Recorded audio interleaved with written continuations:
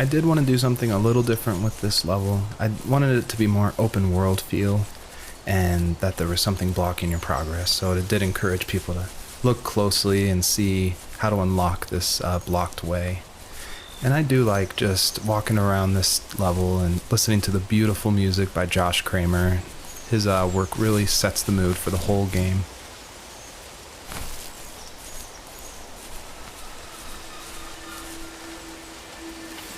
Even at my most distant, at the times when I detested him the most, he kept reaching out.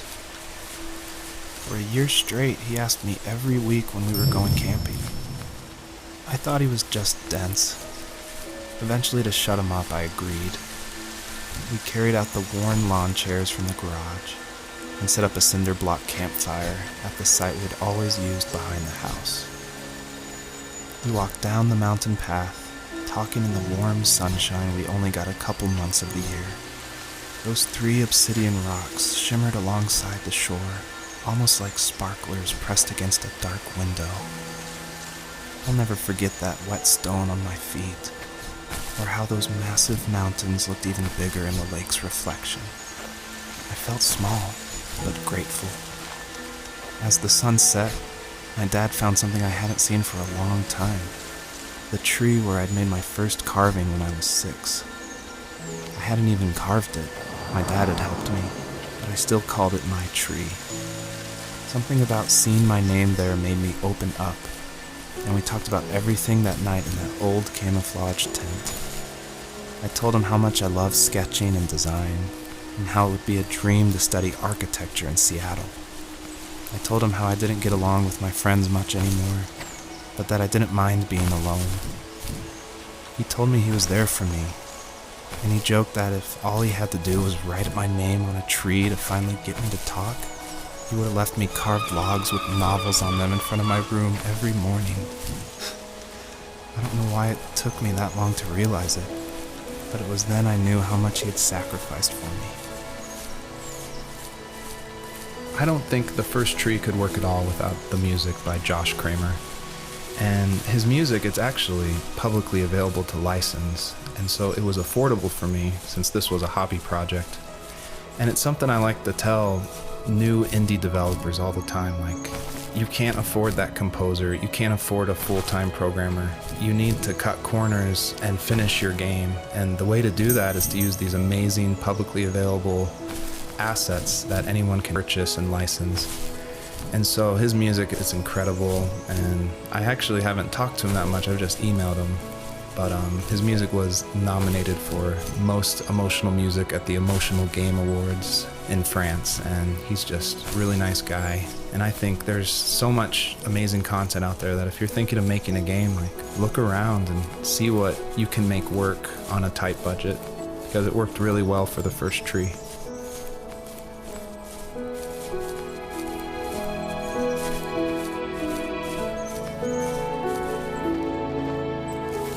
On our property, there were old abandoned pieces of a shed and car long left unused.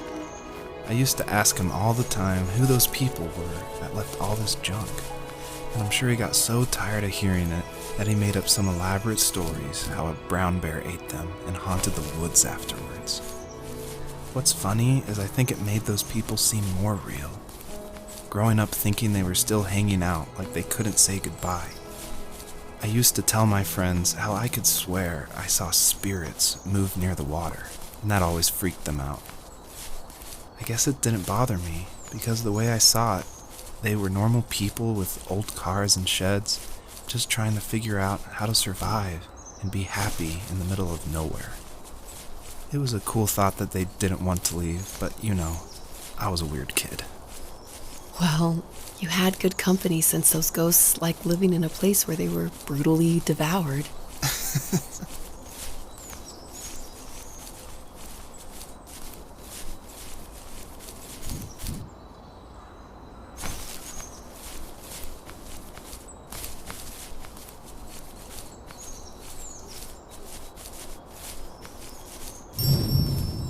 Almost all stories follow the same kind of structure, and it starts with an inciting event, and then there's rising action, and then there's a climax, and then there's falling action. And it's actually really difficult to make an interesting story where you only hear these two people talking, and it's spoken through a dream that's already happened. And the most of the action is about this animal that isn't directly related to this couple at all. So I don't know what I was thinking, but my hope was that it would create some interesting things and connections that I didn't see before. And that was kind of the whole exercise of making the first tree.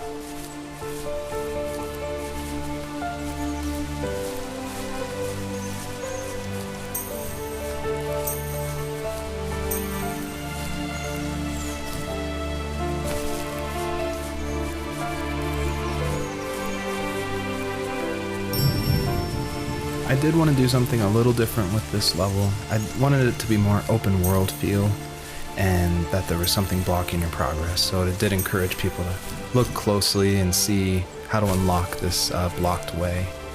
And I do like just walking around this level and listening to the beautiful music by Josh Kramer. His work really sets the mood for the whole game.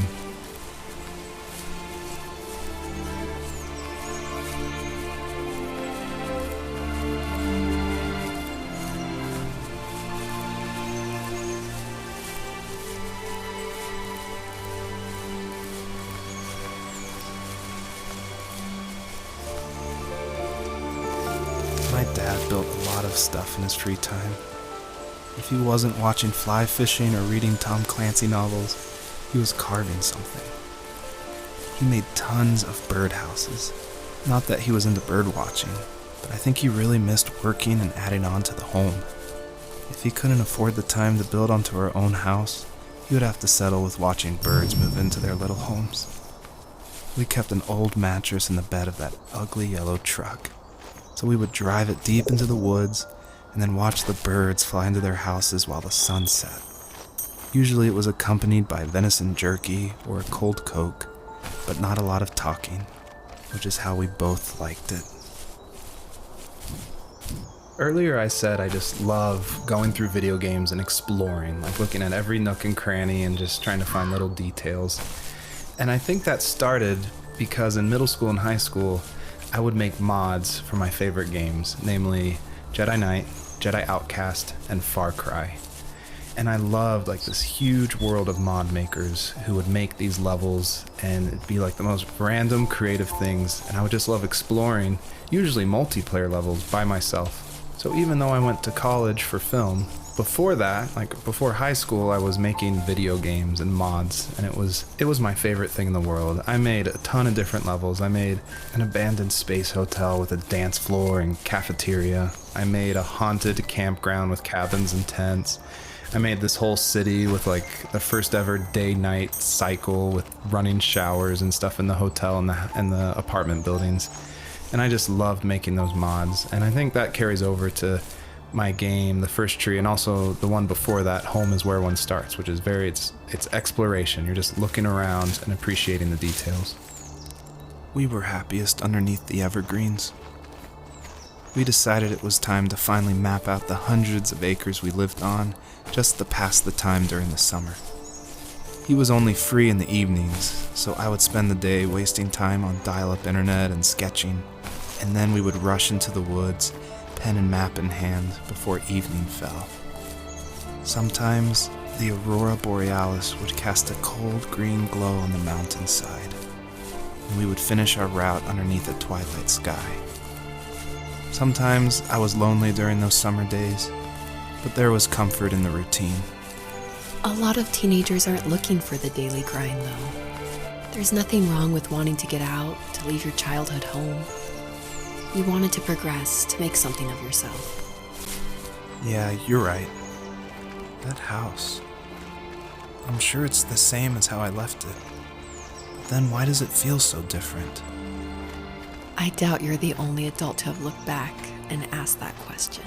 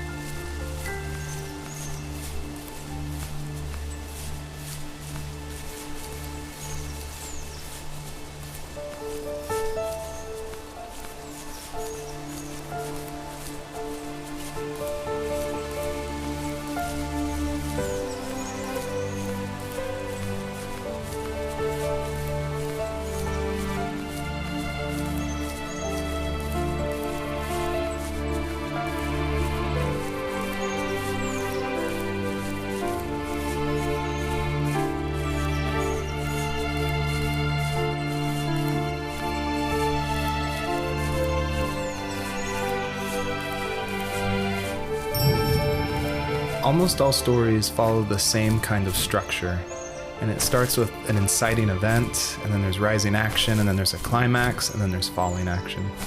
And it's actually really difficult to make an interesting story where you only hear these two people talking, and it's spoken through a dream that's already happened. And the most of the action is about this animal that isn't directly related to this couple at all. So I don't know what I was thinking, but my hope was that it would create some interesting things and connections that I didn't see before. And that was kind of the whole exercise of making the first tree.